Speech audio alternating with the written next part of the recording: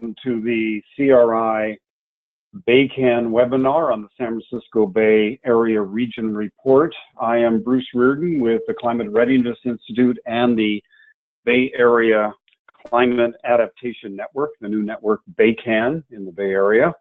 And I'm joined by my colleagues from UC Berkeley, David Ackerley, Mark Stacy, and Jack Chang, and from Berkeley Lab, Andy Jones, the key authors on the report that we're going to be talking about. You can get all the information about the fourth assessment, and including our report, at the website listed on the screen. Let's go ahead. We're going to go about 60 minutes here. We'll finish for you right at 3 o'clock. And let me click here and go to the agenda. So 3 parts, and each about 20 minutes. So we're going to very quickly go through highlights from the Bay Area Region Report. And David will lead us through that, and then Mark and Andy, the other principal authors, will talk about their sections as well. It's a 100-page plus report, so we're in 20 minutes going to only give you kind of the highlights of the highlights, even hit some of those, and hopefully get you interested, if you haven't already, look through the report in going to it and looking at both text and graphics and sidebars and all that's there. So that's number one, a quick run through some highlights.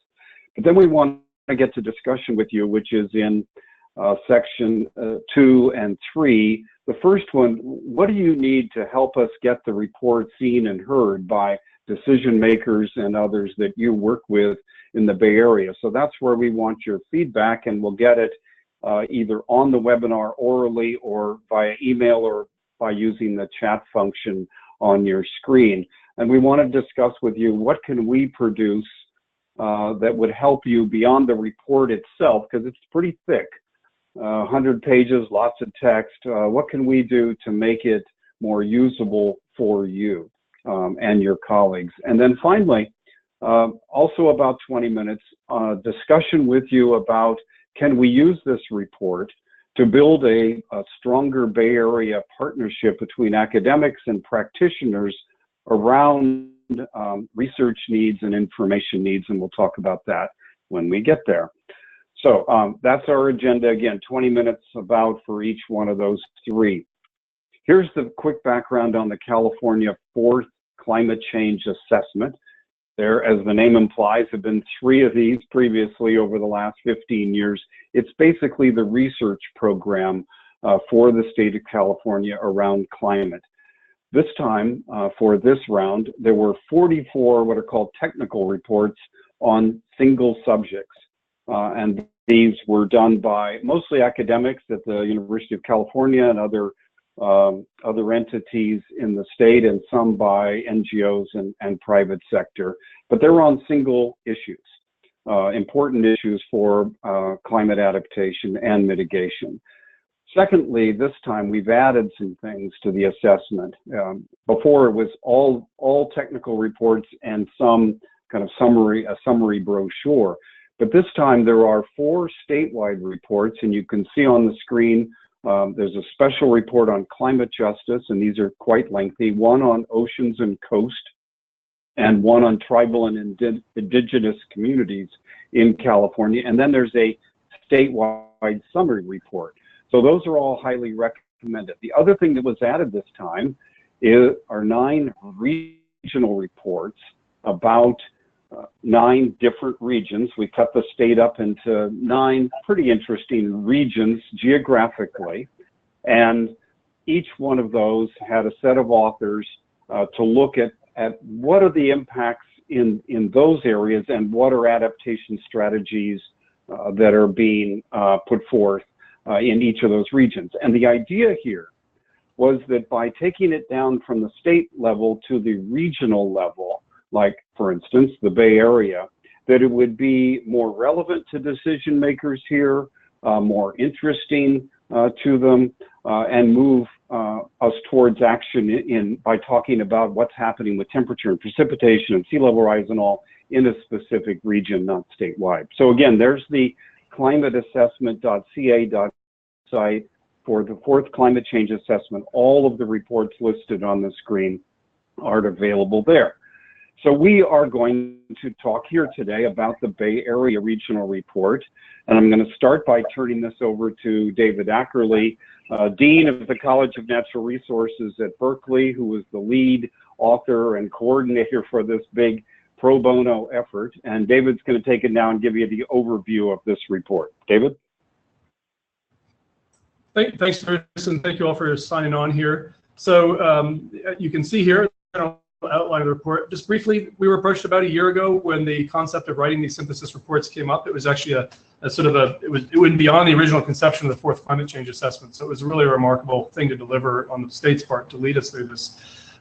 Starting from the lead authors, we reached out to experts that we felt like could cover the ground on all these different, this whole range of topics. And the criteria that really guided this were the sort of climate and then social systems and natural systems. All of the regional reports follow something along that line. They may differ a little bit depending on what's more important for different regions. Of course, there's overlap because the regions abut each other, and that we felt was important so that you could find hopefully most of what you need within your own region and not have to go to all the adjacent ones. There was an emphasis, as there's always been in the fourth assessment, on having these be peer-reviewed science or sort of high-level white papers, NGO, government information. That may mean that you look there and say, wait, but I know about this study or I know about that study and I'm not finding it. And sometimes it was just because of that filter, which sometimes narrowed out some of the most cutting-edge things that we all know are going on. But the other thing we did add, and isn't shown right here in this title, on this table of contents, is a series of boxes. There's actually 11 of them in total, and they're case studies of solutions-oriented climate adaptation projects underway, and even those were selected from a longer list.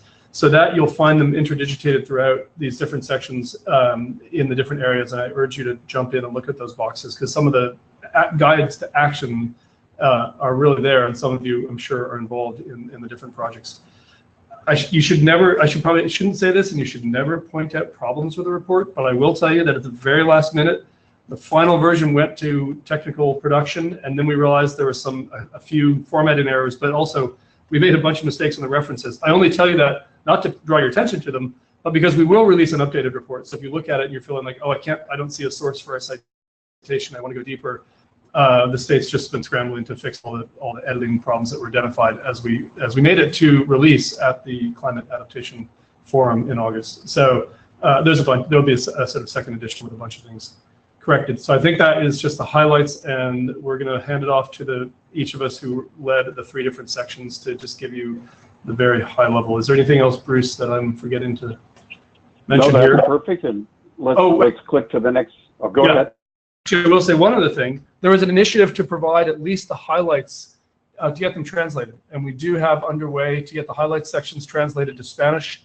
And I'm also hoping to have a couple feelers out just to get them for the Bay Area translated to Chinese as well. So we'd like to make some of the information directly accessible in other languages. So good to mention too. Thank you, David. Let's go to the next slide, and we'll bring in Andy Jones from Berkeley Lab, who led the way on the regional climate science section. Andy, it's all yours. Okay, thanks, Bruce and David, and thanks, everyone. So I'm going to just, summarize some of the changes in the physical climate conditions of the Bay Area that we are beginning to observe, the fingerprint of climate change in our region, and also what some of the cutting edge. Sorry, I'm getting a little bit. So could everyone please mute your phone? And so I'm gonna talk about the fingerprint that we see of climate change on the Bay Area, and also what sort of the cutting edge science shows is in store for us. And I wanted to mention briefly the kinds of information that we took into consideration in developing this. And so it's really a comprehensive survey of all the literature that we were able to find discussing climate change in the Bay Area, and adding to that the 44 technical reports that the state commissioned this unique research. And so it's sort of a synthesis of the new research produced by the state as well as the existing literature. And so this first slide focuses on observed changes in the climate of the Bay Area. So the annual maximum temperature, for instance, so that's when you look at the weather and it says it's going to be a high of 77 tomorrow. That's what we mean by maximum daily temperature. So that average maximum temperature of the day has gone up on the order of 1.7 degrees Fahrenheit, and it's rising, as you'll see on the next slide. The coastal fog, which everyone knows is sort of this iconic and very important feature of the Bay Area, which makes a huge difference at a highly localized level for both ecosystems and the climate that it's experienced by people, has been declining over the last several decades. This emerges as one of the key uncertainties. We really don't know exactly why fog has been declining or whether that will continue in the future, and so that's an area where we need more research to understand the Bay Area. We've also seen observable rises in sea level rise. Let's go to the next slide, please. And so these trends that we see so far are continuing. This slide is showing temperature, current day maximum temperature and the rise over the future, with the blue dots showing a range of estimates for a lower emission scenario, and the red dots showing a range of rises for a higher emission scenario. And I think this kind of plot is really informative for showing that we have a certain degree of commitment to future changes in our climate. It doesn't matter so much whether we're on the blue trajectory or the red trajectory until after mid-century. But then in the late century, at 2070 to 2100 is where we see a very big difference in terms of our emissions. So we're sort of committed at this point to a certain inevitable amount of temperature increase, and yet we also still have a huge opportunity to affect the future trajectory. Next slide, please.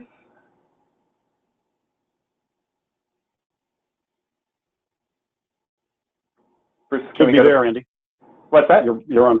You should be there. Yeah. Okay, that's delayed reaction. Okay. With respect to precipitation, we live in a very unique climate with respect to precipitation. It's hugely variable from year to year in terms of the baseline degree of variability in our precipitation. And so it's difficult to detect a climate change signal on the average amount of annual rainfall. But interestingly, we are able to say that individual storms are becoming more intense, and that periods of dryness that intervening are becoming more, because by virtue of becoming hotter, are also becoming drier. And so the extremes, both the dry extremes and the wet extremes, are expected to become more intense. We also, our water system in California is entirely dependent on snowpack as a storage mechanism to get us from the precipitation season in the winter through the summer. And because of rising temperatures, we expect that this era of snowpack is going to be decreasing significantly. Next slide, please.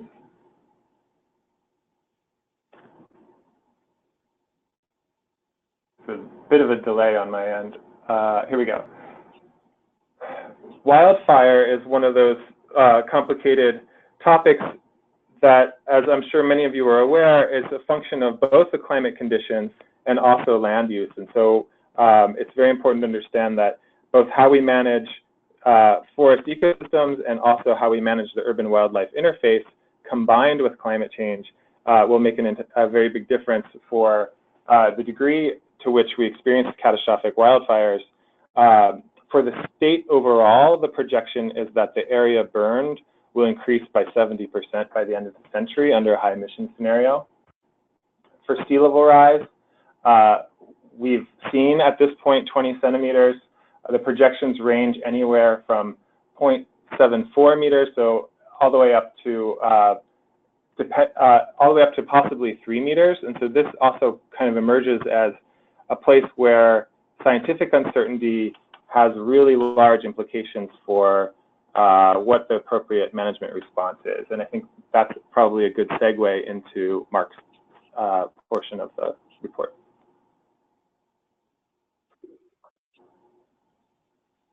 Okay, thank you, Andy. And now we'll bring in Mark Stacy, Civil Engineering at Berkeley. And Mark, this is your section, and I think I have you unmuted, so go ahead.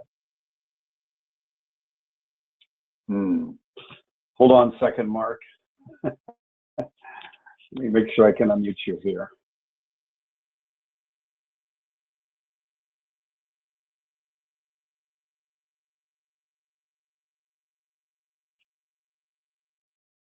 Mark, are you there?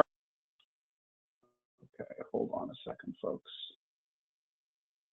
Okay, Mark, you should Hello? be unmuted. Okay, now I'm unmuted. There you I are. heard it coming in. Okay, great. Thank you, Bruce. Thank you, everyone. Please unmute your phone if you haven't already. Yeah. Somebody's got us on hold. Mark, just hold on a second.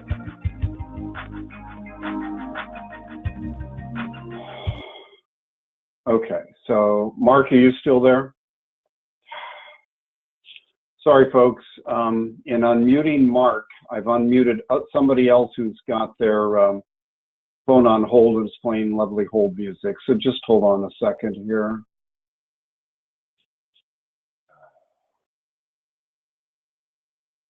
Mark, let's make you the, no, we can't do that, shoot. Mark, it says you're not you're not connected to audio.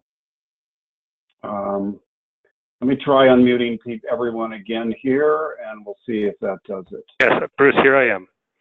Okay, Mark, you're there, and we're quiet. I'm on the phone. Now. Thank you. Go ahead. Okay. So hi, everyone. Here comes the hold music again. I'm just going to talk over it, though. So I was the lead on the social systems and built environment section, but I do want to mention my co-authors who helped to contribute to various parts of this section, and it was really a combination of all these efforts in this section. And so Greg Bigging and John Radke, Allison Brooks, Mark, Scott Mora. Yeah. Mark, this is Bruce. We got I believe it's Alameda County that has their hold music on. Susan Gilbert Miller, it's showing as you on the screen, please. Just hold on a second, Mark. Anyone with Alameda County, please mute your phone or take it off of hold.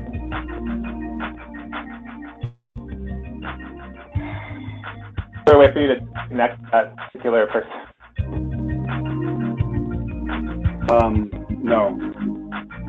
They should be hearing us, but obviously they're on hold. They had a group that was going to hear the whole thing. If anyone is at Alameda County, yeah.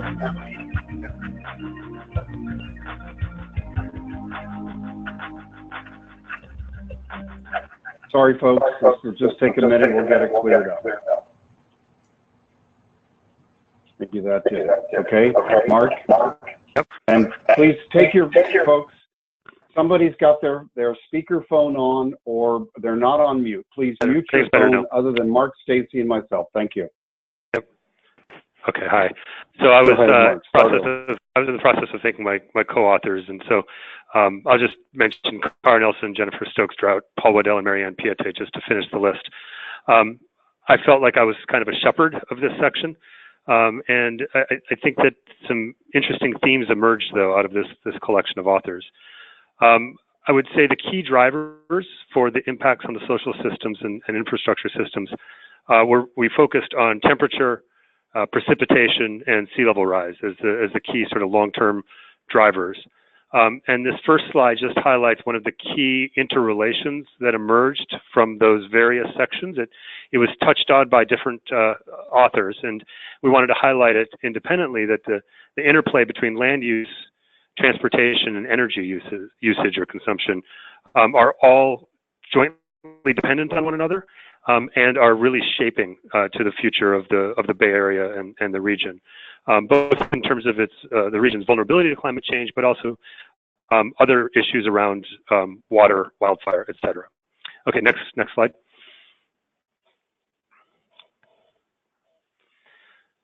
The next set of things that I would highlight are risks to what I would describe as networked infrastructure systems. And so here we highlight really 4 of our infrastructure systems: transportation, the electrical grid, energy consumption overall, and then wastewater treatment plants. In each of these examples, there is a specific or perhaps multiple vulnerabilities to long-term change, either related to flooding, to fires, to temperature, to heat waves, to drought, any of these drivers that we've highlighted in the report, where the impacts then cascade beyond a local effect. And so disruption to one part of the electrical grid cascades through. Same thing with wastewater treatment and transportation, and energy demand feeds into the electrical grid. So what we tried to highlight in this section was how local vulnerabilities cascade regionally, and highlighting it through 4 infrastructure systems that have this kind of network structure to them. Okay, next slide. And then finally, just as a way to kind of shine a light on differences in impacts and how, we're not a homogeneous region.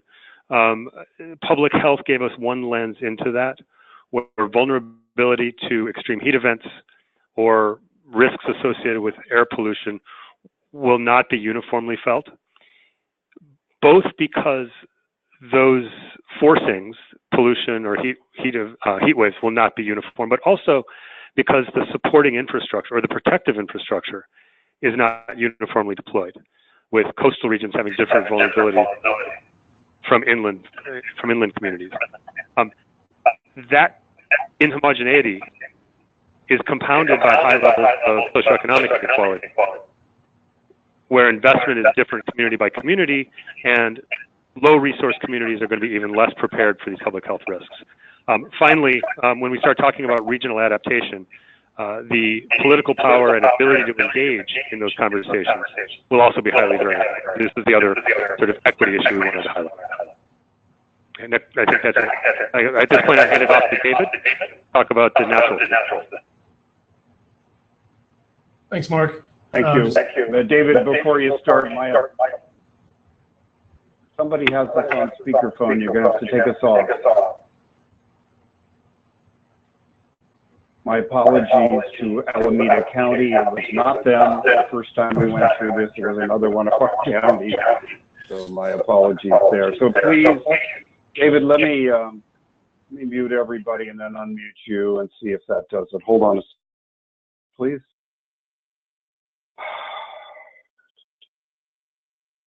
Just give me a second and we will. Okay, David, you should be fine. All right, you can hear me? Yeah. Okay, and advance the slide. So in the natural systems, again, Mark very courteously thanked his co-authors, and I didn't put the list right in front of me, and it's a long one, so I'll just leave people out, I'm sure. All listed in the report. I think so I'm a vegetation ecologist, and certainly one of my own research interests has been just understanding at the highest level, as we move towards a hotter, drier environment, we would expect ecosystems to transition towards vegetation more adapted to those conditions, things like chaparral, with negative impacts on the more moist adapted, such as redwoods, Doug fir. That's shared across a number of different studies. But what we understand much less well is how quickly such changes can occur and the mechanisms that will drive them. In a sense, those are the predictions that we expect of what will happen eventually. And really, the underlying mechanisms, we don't know, we're not always able to put them into our models, but it's the impacts of a drought or the impacts of a fire and how conditions change or how vegetation changes in response to it. So it's what we would call these transient dynamics, and the vegetation being out of sync, that will be really important to understanding the dynamics on a scale of decades or a century, and there's plenty of work going on with that.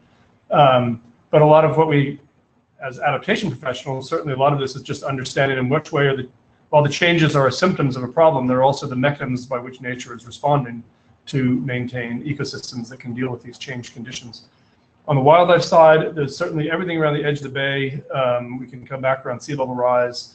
Those systems are very threatened, especially because so much of the bay edge is hardened and there's nowhere to go. So there's a number of strategies in play for dealing with salt marsh wildlife and similar. And in the uplands, I think the wildlife impacts in many ways are tied to the underlying habitat change on vegetation and the mechanisms such as drought and wildfire. You can go ahead and advance, Bruce. in terms of the kinds of both the impacts, but also the role that open space plays in the solutions. If we look at the fires, which we've all, I'm sure, been following at one level or another in the last 3 years, certainly since the 2015 fires in Lake County, one of the important lessons there is, of course, vegetation, key driver of fire, but open space is also really key to the way that a fire both moves, but also can be dealt with. And we actually learned in Sonoma that the open spaces were important. First of all, if there's open space, there's no houses there. So where the open space is were places that firefighters would not have to see as full with infrastructure, and in fact became the places where fire lines were put in. So that's a very detailed example of how we really need to look at the entire landscape with respect to things like fire, with respect to climate change, the role of open space, the large reserves for wildlife, landscape corridors to allow wildlife to move, and then adjusting conservation strategies and restoration strategies to deal with the fact that vegetation and wildlife will be living in different conditions. The Bay Delta ecosystem, again, sea level rise, changes in salinity will be expected to be transformative as you go up through the ecosystem, through the delta to different distances from the ocean, and a number of strategies, especially around the margins, that are in play to conserve salt marshes. And one thing we should really emphasize, this is both in my section and Mark's as well, is in those places where the infrastructure is not hard up against the bay, the salt marshes can become a very important part of natural solutions or natural infrastructure to absorb storm surges, to absorb the rising seas. And we already see this with levees that are being removed, allowing the sea to reflood, for example, San Pablo Water Refuge. So looking as much as possible, given that we're a highly metropolitan area, to natural solutions that can be part of how we respond to changing conditions. Next slide. Stay here for a moment. It's the second point. Going back to fire, I think some of it, if you were following some of the media this summer as the fires broke out, there was sort of a narrative that developed that we know that climate change is contributing to fire, that conditions are hotter, the fuel is drier. And I think that was leading to some kind of sense that, like, oh, it's hopeless. We can't do anything about it. It's out of our control. It's just climate change. So the fires are inevitable. It's really, really important for us to be working and understanding the role that urban development and land use planning plays in the vulnerability of infrastructure to fire, not whether the fires occur, but where the houses burn. There's a lot of things we can do, even in the face of a changing climate, with zoning, with building codes, defensible space. And it's really important. This is one of those places where it's really important that climate change doesn't become a kind of a fallback to how there's nothing we can do about it, when in fact there's many strategies to step in and reduce the negative impacts. The next slide, I think, is not mine, right? Where are we, Bruce? Yeah. Bruce, you going to take this one over? Yeah, thank you. Thank you, David. Thank you. Thanks to Mark, and thanks to Andy, and thanks to David. A lot of work, great work for months and months went into the report from those three, and from Jack Chang assisting, and from a number of the 20 or 25 authors on the report. So a big thank you to everyone at Berkeley for putting this report together for us for the Bay Area. And again, one of 9 about various regions around the Bay. So we're not going to take questions about the report right now, because we want to get right into the 2 discussions with you. We would like you to give us some feedback here. It's a 100-page report. We hope you've looked at it. If you haven't, you can download it right now while we're talking. And you'll see that it's pretty text heavy. There are some graphics, but we have a question for you. What do you need, as you can see here on the screen, to get this report seen and heard by decision makers and planners and all in your area? What would help you do that? Would a slide deck, which could include some of the graphics from the report, and or some new graphics that we could create from some of the highlights you just saw? Would a printed brochure be helpful? And if so, how helpful? What about putting a website together where you could pull things or refer people to? What about having actual speakers? Some of the 3 you just heard here, or others that worked on the report, come and actually present to a group, or a workshop in which we brought in a bigger audience. We have about 75 on the webinar today, which is great. But what about coming and doing some sort of an in-person workshop sometime in the next couple of months? And one thing we've heard often around research and information is we don't just need data and information, we need guidance and kind of technical support to help us understand the data and how to use it. So those are some of our ideas, and you have a couple of ways that you can respond here. I'm going to, in a minute, unmute everybody, and thank you for muting your phones. You can unmute your own phone in a minute and just introduce yourself and give us your answer to the question here, or a couple of answers. The second is you can use the chat function, as some people are already, and give us your ideas through the chat function. We can see those, and I'll read some of those on the air here. And the third is by sending an email to me, which I won't take right now, but we will respond and look at all of them after the webinar, and you see my email at climatereadinessinstitute.org at the bottom of the screen. So let me go over now and carefully unmute everybody.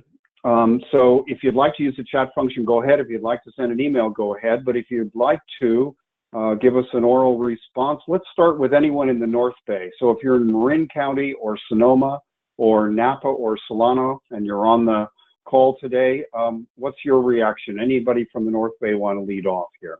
Just unmute your phone and fire away.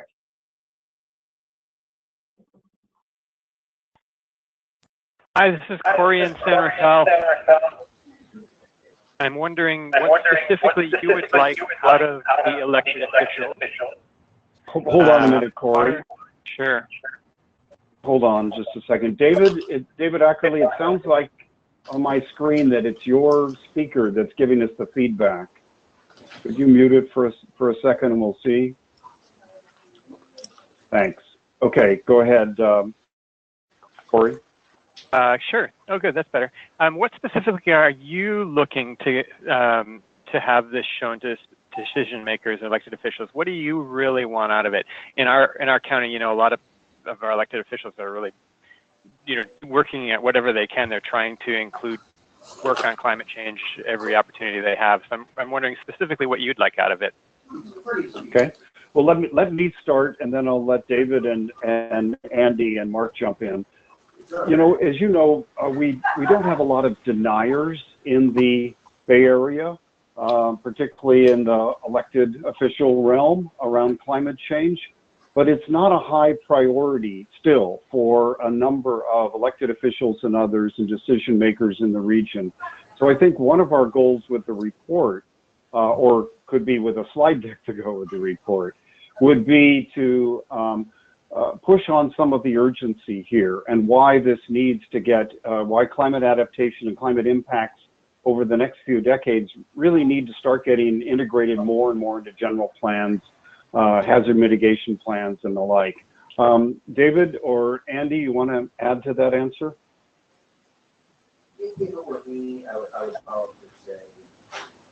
I'll just add, I appreciate the question, because in many ways I guess we operate under the assumption that there are decision makers who believe in principle that climate change is something to be dealt with, and the demand is there, and we're trying to provide a supply, and you're kind of posing the question the other way around to us, that we have a demand. So my main response is this is we hope that decision makers truly believe that planning for a changing climate should be a primary commitment, and that this information would help us all do it better, especially the regional coordination questions. But certainly from the science side, we don't often see ourselves driving that necessarily so much as trying to make sure that we're doing things that are responding to real needs and not things that we might imagine are important but are not in the proper context of regional planning and the actual planning environment.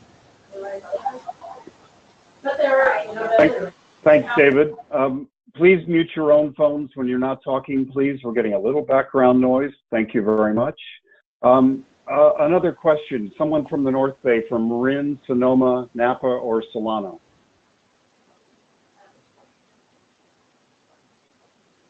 Okay, let's go to South Bay then. So San Mateo County, Santa Clara County, anyone? We have 75 people on the call. Anyone from the South Bay with a question today? Or an answer to our question here? Yeah. Hi, it's Susan Gilbert Miller from County of Santa Clara. I quickly skimmed through the report, and I apologize. I had to, partway through the presentation, go on to a call for a moment. So if I've missed something by quickly skimming through this, my apologies. But it kind of piggybacks on the question asked by the last questioner, which is, it looks like the statewide summary report is more an outline of impacts to the region, and as far as I could see, not so much solutions oriented in terms of like the specific actions that you would want, for instance, a county official to take. And I'm wondering if there's something else you would refer us to that makes that connection between, you know, what this really excellent information is in your statewide summary report to then the concrete action items that you would want an elected official to consider taking within, for instance, in our case, the county. It's a good question, Susan. I'll start that our point here was not to recommend or prescribe actions that each county, in your case, Santa Clara County, should be taking. Those vary from region to region and from county to county and actually from city to city. Our point of the whole report was to paint a clearer picture of what impacts are here already and what impacts are coming, so that you all and others in other counties can start to see maybe a priority order in terms of the actions that you're considering or the plans that you're considering. So in this report, we're not getting to recommendations for specific things to be done. David or Randy, you want to add to that? Yeah, go ahead, Andy. I guess this covers the last couple of comments are just making me realize that there's a need for sort of an iterative engagement here between the science community and the decision-making community, and that, you know, we are able to identify these changes that are happening in the physical environment, and they are changes that are quite concerning in terms of their implications for multiple systems like our water resources, coastal infrastructure, public health, et cetera. And so I think we're maybe at a point where there needs to be some dialogue with decision makers about what sorts of solutions could be proposed, what are the kind of time horizons of different planning decisions that can be made, and then there could be an iterative process where we then bring science to bear on what would be the implications of some of those decisions. This is Mariana Gross. What you just said as well is this idea of time horizons, because different solutions will be necessary during different during different time horizons, and then certain solutions taken is going to change whether or not you could take a further action later on. But I think that's the type of information that our public, you know, elected public officials are needing to get, you know, some ideas before them, because I think, at least speaking for my county, every one of my board of supervisors, you know, they're not a denier. They believe in them, and they believe we have to take action. And so then the question becomes, what are the appropriate actions for the county to be taking? And especially at this time versus at some later date. Thank you. Thank you, Susan. David. I'll just jump in. David, go ahead. One of the real tensions with this is that for a lot of the work that we do, even coming down to the Bay Area requires almost a leap of faith from some of the level at which the climate work is done and scaling down, and yet we know we still have a gap to the spatial scale and time scale at which decision making is done. So I'm not answering more of an answer, but just to say that I totally understand that the applications on the ground may come down to another level of spatial specificity or specific actions. And just to mirror what Andy said, I don't know if anyone can sit down and write a solutions guide generically that was divorced from that real engagement. So something about our next step in this process has to be this two-way engagement that's framed either around specific problems And just to mention briefly, there is some really wonderful new ways of thinking about the problem emerging around adaptation pathways. Time scale, so this path will take you this far in the problem, and then something else may be needed. I've asked Bruce, maybe you'll say something about BayCAN, but everything that's on the slide right now, the first few things are still one way. A slide deck, a brochure, a website are still one-way communication. But speakers and workshops and technical support become more two-way, and then we need to develop the core of technical people who can carry that forward beyond just the group who are the authors of the report to be able to scale it out to the whole region. And that's something that we hope we can support. Thank you, David. Mariana Grossman. I advise Palo Alto, Mountain View, and I've read Sunnyvale and San Jose's plans, and that while the leaders think of themselves as environmentalists, I don't think they've really incorporated the need for climate adaptation into their thinking. So their plans tend to be really greenhouse gas reduction focused and not really thinking holistically about things like heat island management or plans for emergency preparedness and collaborating with their neighboring cities and sea level rise management and things like that. I just feel like they're still sort of operating independently, focusing on greenhouse gas reduction primarily. So there's a big education gap there, I think. Good. Thank you, Mariana. And that's a big, again, could you please, someone needs to mute their phone, please, there, thank you. That, again, was a big part of why we did these 9 regional reports around the state, is that, as you all know, the state, at the state level and in a number of cities and counties, have been doing quite a bit, need to do more on greenhouse gas emissions reduction over the last decade. What we're trying to do in many ways is catch adaptation up and resilience up. And this report, or these reports, were designed to, again, bring the messages together in what we think is a decent format and maybe a clearer set of messages in each region. So more answers from anyone here. Unmute yourself or put it in the chat function. Jesus. I love the musical accompaniment. Go ahead, whoever would like to answer the question that's on the screen here.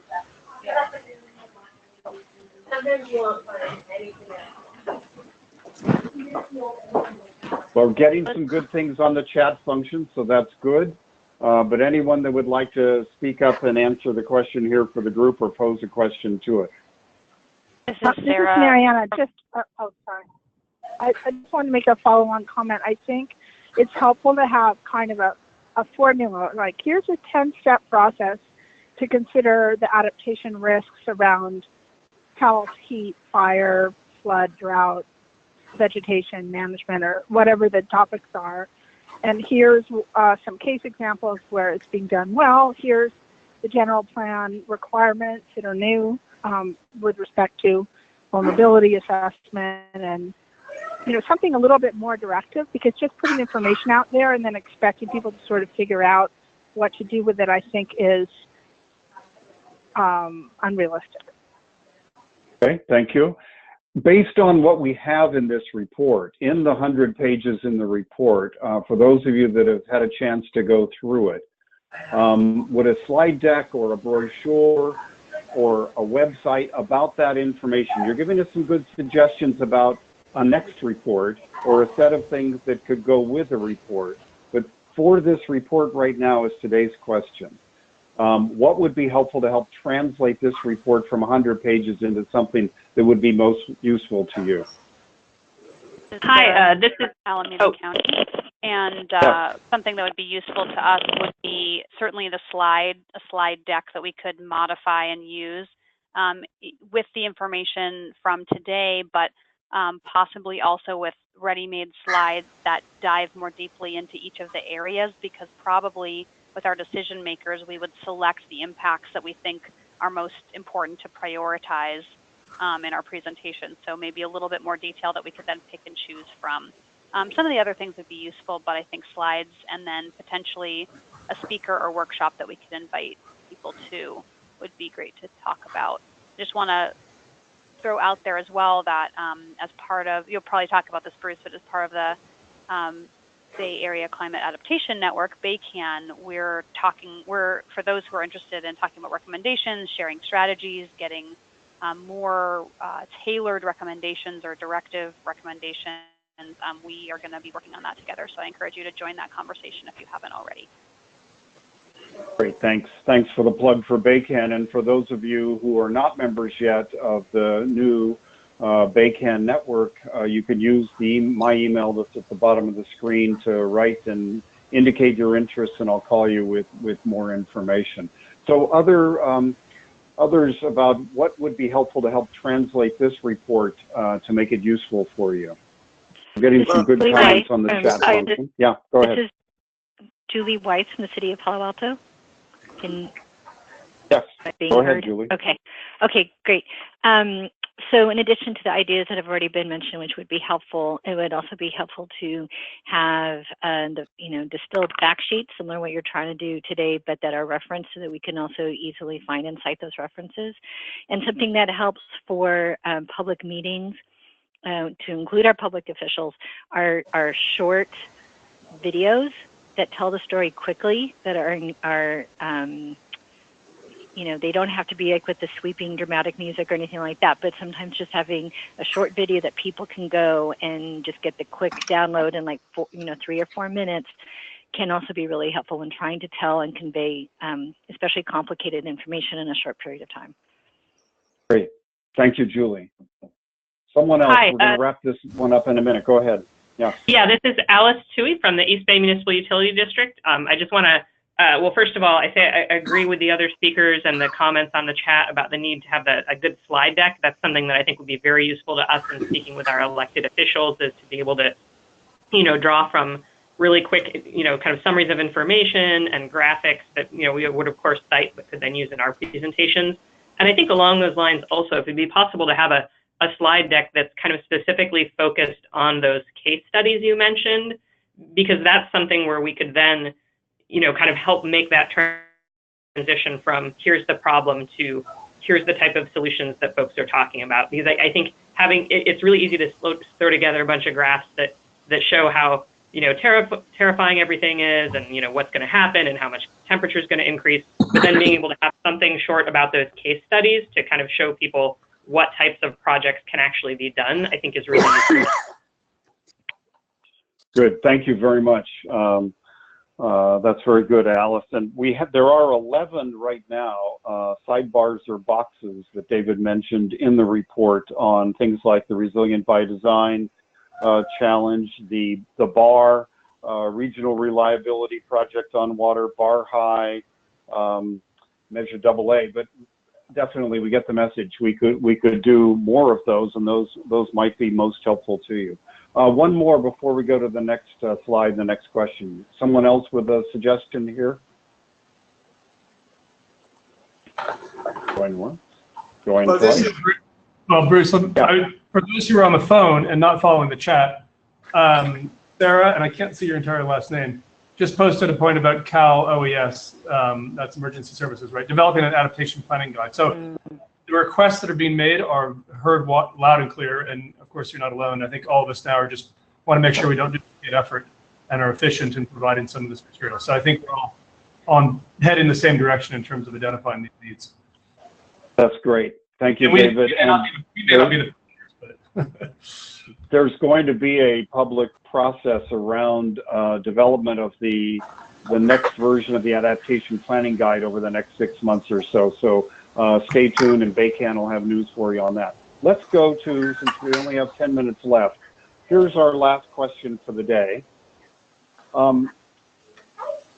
About taking this report, and we've already started this discussion in a way, and building on it to create more of a partnership on an ongoing basis between academics and researchers and those of you that are out in the action world working for cities and counties and others. How helpful would it be to develop more research and information for you on climate impacts? Would it be a little bit helpful, somewhat helpful, very helpful? We hear mixed messages on this about the need for more information, or no, I have enough already. And secondly, if yes, what kind of data or information would be most helpful? And you've given us again, some hints on this one already. And finally, would you participate, or would you be willing to take part in if we form something more formal here between academics and practitioners, an initiative just in the Bay Area to identify new research topics? So again, you can reply on the chat function, you can send me an email, you could also unmute yourself and reply to the questions that are there. So anyone shoot away.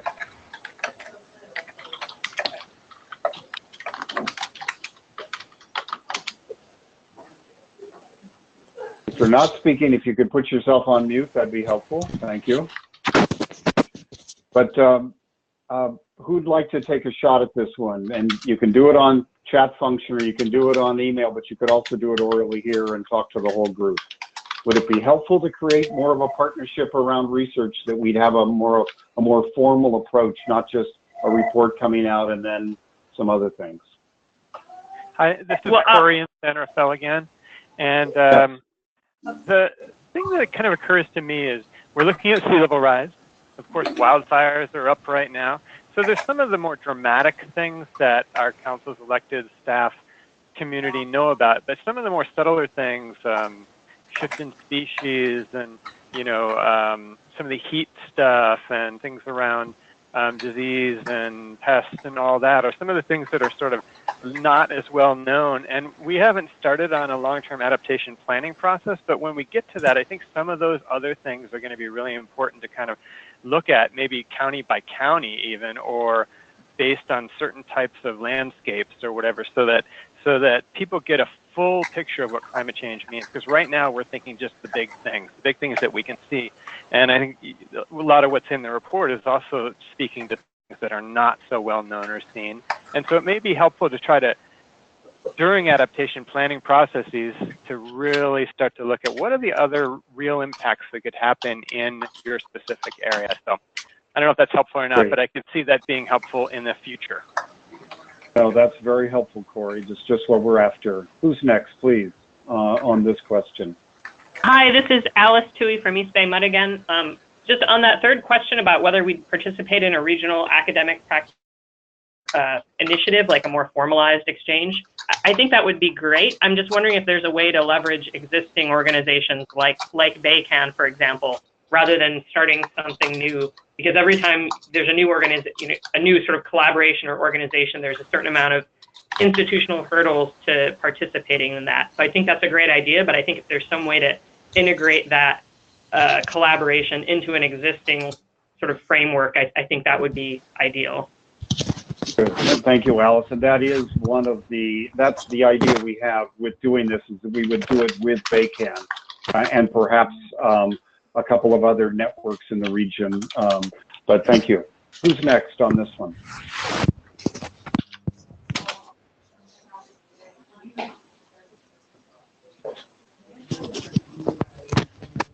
Getting lots of good stuff on the chat function, but if you want to speak out right here, unmute yourself, and we've got a few more minutes here. Who would like to weigh in on this one about building more of a partnership around research? This is Sarah again from Alameda County. We found it to be really useful to do sort of back of the napkin applications of climate impacts, climate projections on the services we provide specifically. So we did a back of the napkin on looking at the extreme heat projections and increased heat projections. What's going to be the estimated impact on road maintenance and costs for road maintenance? Using those really tailored statistics have helped, we think, with our, making the case for action internally. And if there were a report specifically on climate change impacts on government service provision, for example, that when it gets that specific may be very helpful to us. Great, thank you. Who else would like to weigh in on this question? We've got a couple more minutes.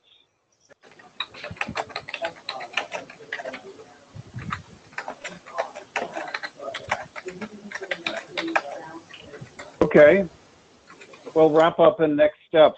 I want to thank all of you for being on the webinar with us.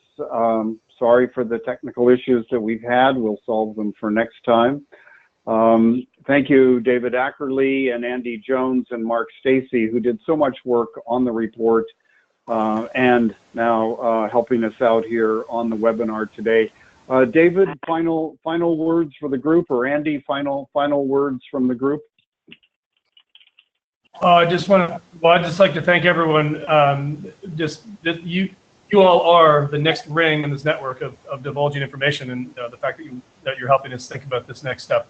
And one question I posted, and I got, I think a couple of people responded, is, that people may remember the Al Gore workshop network of training the trainers, because I think to take this to scale, you need like a speaker bureau, a network speaker. So I personally would most like to present a slide deck and have a workshop which was training other people to feel confident delivering those slides. So like a real hands-on workshop of how would you answer this question, or what's the next level of information behind that. So that's one thing I think we can assess about information going forward. Great, thanks, David. And that's before we get to Andy. The idea with the slide deck is that we would provide a set of slides, not that it would be a complete show, that you could pull from the kinds of images and the kinds of things that you needed on certain subjects, which would be an interesting way then to conduct as David said, a kind of train the trainer exercise with you. I think that might be very interesting to look into. Andy, final words for the group today? Yeah, I guess I'm just kind of, I was struck by the conversation that we had about sort of what should we do about all this, and to me that just kind of, to reiterate what I was kind of saying before, that to me that really speaks to the need for this iterative engagement and kind of sort of back and forth between academics and decision makers, because as academics we don't understand all of the constraints that are placed on decision making, and so if we can sort of put our heads together and think through, what are the solutions that are possible, then we could go back and do more science to analyze the implications of those proposed solutions. So that's what I'm taking away from this. Great, thanks, Andy. I would say solutions and best practices. Mm-hmm. Good. Well, thank you all very much for taking an hour of your time to be with us on the CRI and BayCAN webinar this afternoon. Again, my email is on the screen. We will take emails today and tomorrow with your comments in regards to the questions that we posed here on the webinar, or any future thoughts you have, please send them my way, and we will get right back to you. So that concludes our CRI BayCAN webinar for today. And again, thank you, Andy, thank you, Mark Stacy, and thank you, David Ackerley. And thank you all. Have a good afternoon. Thank you.